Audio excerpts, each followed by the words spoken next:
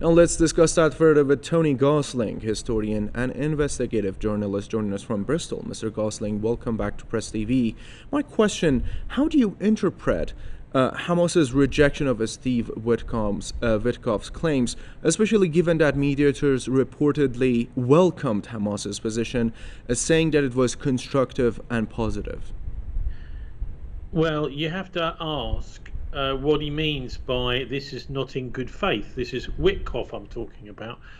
The Americans, I think, and the Israelis, of course, are playing games with these ceasefire talks. And the fact of the matter is that the proposal that the Americans put, that the Israelis said, this is a great proposal, itself was not in good faith.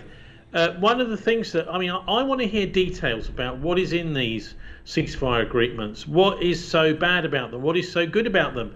What are the various main clauses in there? And one of the most important ones that Hamas has been demanding, and of course everyone in the world who is a human being and not a robot, not a machine, is demanding, is that there will be a clause to prevent Israel just resuming the war after 60 days. And that's a clause that Hamas is saying, well, we don't want to have a ceasefire where as soon as we've given hostages back, the Israelis then just resume the war and resume the starvation, etc. And so that's a perfectly reasonable thing for Hamas to be putting in there. It's not, it's in the Americans and the Israelis in good faith. But of course, the millions of people in Europe and the United States not being told any of this by their television media mind benders, they're not saying any of this. What they're just saying is they're acting in bad faith. What we want as human beings watching this horrific genocide is some detail in what is in this agreement and what is it that is in bad faith or good faith, Mr. Witkoff. And so you can also see, of course, that the starvation continues. The mass murder is continuing. The war crimes are continuing. The genocide is continuing all this time. And I'm blaming more and more, actually, blaming the mass media in the West for much of the horrors that we're seeing. Because the various, like Lise Doucette on the BBC, there are various others, but they're talking about, oh, there must be a ceasefire before they can get the food in. No, no, no. We don't need a ceasefire. Just get the food in. All of the time that there was no ceasefire for the last 18 months, pretty much, or certainly for the year after the beginning of the genocide, food was coming in. The Israelis have just stopped the food. And so this is just a pathetic excuse used by the journalists to try and make the ceasefire a prerequisite for feeding starving people. Of course, it's not. You can still feed starving people who are non-combatants. And so there's an immense amount of deception going on here in the West in order to protect and help and aid the genocide, specifically from many of our diplomats, many of our politicians, and much of our mass media. Mr. Gosling, are there any military objectives left for Israel to pursue? Because it seems that Steve Witkoff or Washington in general are trying to buy time, and correct me if I'm wrong here, trying to buy time for Israel to pursue those military objectives. Well, look, I'd like to just go back a little bit in time to when I was just a tiny little boy in 1967, because we don't hear anywhere near enough about the Resolution 242, which was passed by the United Nations Security Council back in 1967. And anybody this needs to be implemented. It needs to be implemented now. It's never been implemented, but it still sits there as a line in the sand, which explains why we've got where we are today. It's because of the inaction of the global community, and particularly the United Nations, on this Resolution 242. And what that says is that Israel must withdraw from the territory occupied in 1967. And that is really the definition in international law of the occupation that we're now seeing. So this is occupied land that Hamas attacked on October the 7th, 2023. And because they've occupied they've attacked occupied land. The Israelis have no right of self-defense because it's their land. It's the Palestinians' land.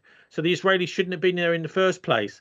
So as for military objectives, of course, the Israeli military objective is to wipe out Palestinians, is to kill Palestinians.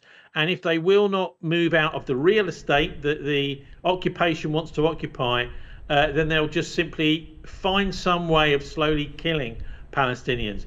That's their military objective. Their military objective is innocent civilians. Yes.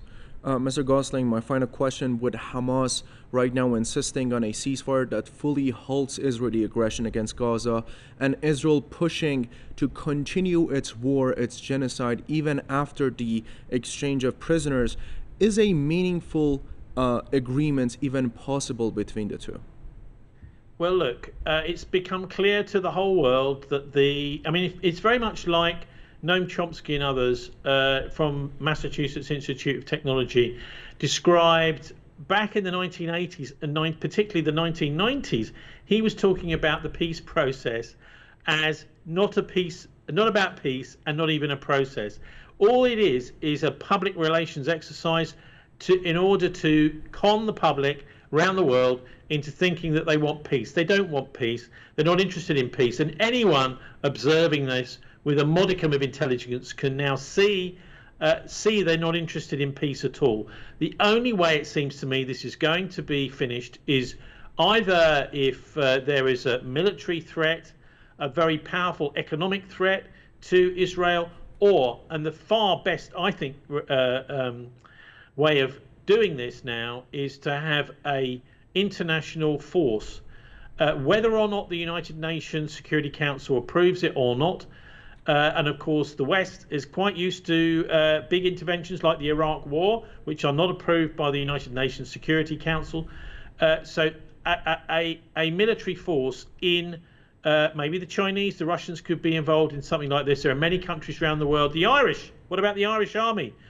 Someone in there to defend the Palestinian population, to allow the food through, and to literally point guns back at the Israelis and say, get back out of here. So, Mr. Gosling, you're on occupied territory. I honestly see that as one of the only solutions left now, because the negotiations are all in bad faith, and it's Witkoff and it's the Americans and the Israelis that are in bad faith, not the Palestinians.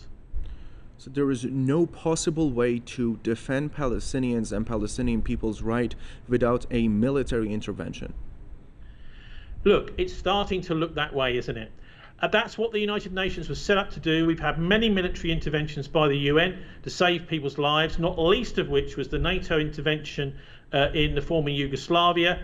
And this seems to me to be the only way to convince the Israelis to back off, to stop killing civilians, to stop murdering children, is to have an international force in there to face off the Israelis. Somebody's got to start this, and I think whoever does lead the way, whether it's the Irish, whether it's the Chinese, whether it's the Russians, maybe it's the Iranians even, whoever does this, I think, will be respected right across the world.